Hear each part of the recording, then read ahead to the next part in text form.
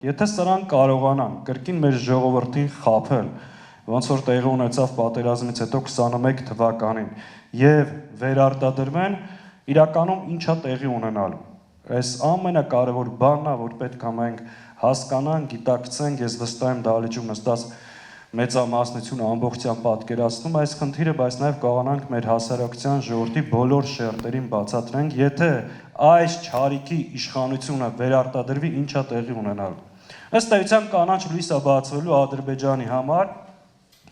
Ադրբեջանի նոր պահանջների համար։ Եթե այս իշխանությունը վերարտադրվեց, ժողովուրդ, հստակ իմացեք, որ փոխվելու է Հայաստանի Հանրապետության սահմանադրությունը, Հայաստանում ձևավորվելու ադրբեջանական համայնք, դուք տեսաք երեք նորից Ալիևի հայտարարությունը ադրբեջանցիներին Հայաստանում բնակեցնելու ծրագրի մասին եւ շատ հստակ Հայաստանի տարածքներից տեղի ունենալու նոր զիջումներ։ Եվ այսօրվա իշխանությունը բացահայտ այս մասին հայտարարել է եւ ասել, որ Հայաստանի տիրապետության տակ կան ադրբեջանական տարածքներ, որոնք պետք է վերադարձվեն։ Այսինքն, եթե այս իշխանությունը մնա, շարունակելու այդ զիջումներ ու այդ վերադարձնելը լինելու է նաև անկլավների տեսքով։ Երկրորդը, երկրում հաստատվելու է մեկ մարդու բռնապետություն։ Այս մարդը, որ շարունակ խոսել է ժողովրդավարությունից, Հայաստանը փորձում է ներկայացնել ժողովրդավարության բաստիոն, Նիկոլ Փաշինյանը եւ նրա ռեժիմը ժողովրդավարության թշնամիներն են։ Սրանք մարդկանցից գողացել են Հայաստանի Հանրապետության քաղաքացիներից ամենակարևորը մարդկանց ընտրելու եւ ընտրվելու շատ կարևոր սկզբունքը, այսինքն այսօր Հայաստանի Հանրապետությունում մարդիկ գնում են տեղական իշխանություններ են ձևավորում, ընտրում են համայնքի ղեկավարներ, այդ համայնքի ղեկավարներին կամ սպանում են, կամ նետում բանդ, ազատազրկում։ Այս մարդը ամբողջ կառավարությունը ես եմ, պետությունը ես եմ, այս վերջերս արդեն տեսնում եք ոնց որ կաթողիկ կոստնել ասում ես եմ, այս մարդու տեսակ է, հետևաբար եթե սա կարողացավ վերարտադրվել, մեր երկրում լինելու է տոտալ բռնապետություն։ Եվ երրորդը տեղի ունենալու ինքնիշխանության կորուստ։ Այսինքն այս մարդու ուղիղ Հայաստանը դարձնելու է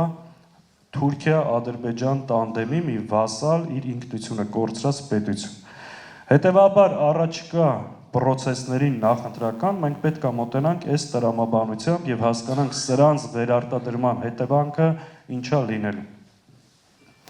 Հիմա հաջորդ այս մարդիկ փորձելու են այս թեզերով Ժորժ ջան կրկին խաբել մեր ժողովրդին։ Հիմնական թեզը իրանց գիտեք խաղաղությունն է։ Սա ինչպես ժողովրդավարության թշնամին է, նույն կերպ թշնամին է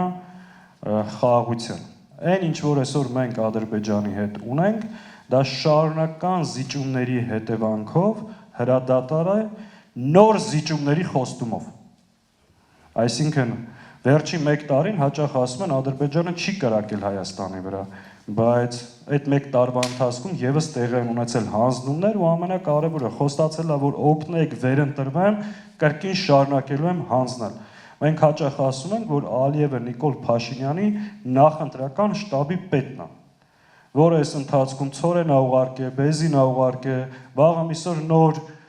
նվիրատվություններ անելու, կաշառք բաժանելու, որպեսզի օգնի այս ԿՊ-ական իշխանությունը վերարտադրվի եւ շարունակի հանձնել։ Ինքը խաղաղության հետ կապ չունի։ Իր կառավարման 7.5 տարիների ընթացքում 5 շարունակական հանձնումներ է։ Վերցրեք, տեսեք։ Եվ երկրորդ խնդիրը, որ փորձել են մեր ժողովրդին վախեցնել եւ վախեցնում են, ասում են, եթե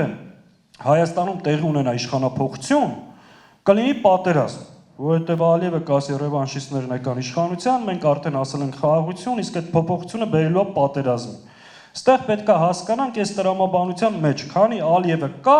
Նիկոլը պետք է լինի Հայաստանի վարչապետ ու շարունակի հանձնել։ Իրականում, եթե մենք ուզում ենք հասնել կայունության, անվտանգության, Հայաստանի տարածքային ամբողջականության եւ ինքնիշխանության պահպանության, իշխանափոխությունը կենսական անհրաժեշտություն։ Մյուս թեզերը